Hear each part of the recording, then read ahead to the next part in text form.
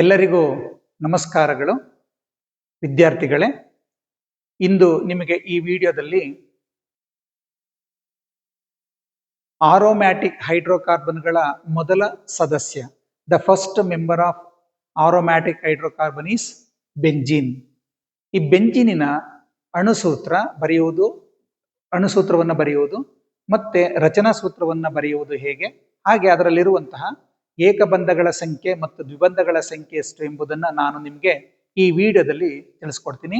ನೋಡಿ, ಮೊದಲಿಗೆ ಬೆಂಜೀನಿನ ಅಣುಸೂತ್ರವನ್ನ ನೋಡೋದೇ ಆದ್ರೆ ಇದರಲ್ಲಿ 6 ಕಾರ್ಬನ್ ಪರಮಾಣುಗಳು ಮತ್ತು 6 ಹೈಡ್ರೋಜನ್ ಪರಮಾಣುಗಳು ಇದೆ. ಈಗ ಇದರ ರಚನಾ ಸೂತ್ರವನ್ನ ಬರೆಯೋಣ.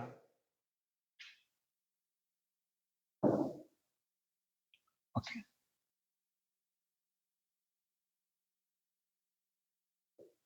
2 3 4 5 6. ಸೊ 6 ಕಾರ್ಬನ್ ಪರಮಾಣುಗಳಾಯಿತು. ಒಂದೊಂದು ಕಾರ್ಬನ್ಗೆ ಒಂದೊಂದು ಹೈಡ್ರೋಜನ್ ಪರಮಾಣು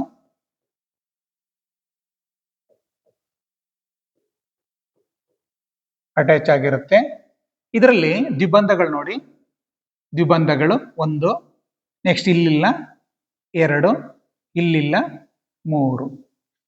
ಒಟ್ಟು ದ್ವಿಬಂಧಗಳ ಸಂಖ್ಯೆ ಎಷ್ಟಿದೆ? ದ್ವಿಬಂಧಗಳು ಒಟ್ಟು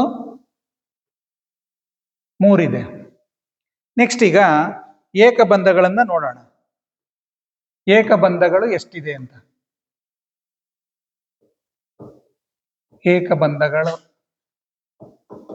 ಏಕಬಂಧಗಳು ನೋಡೋಣ.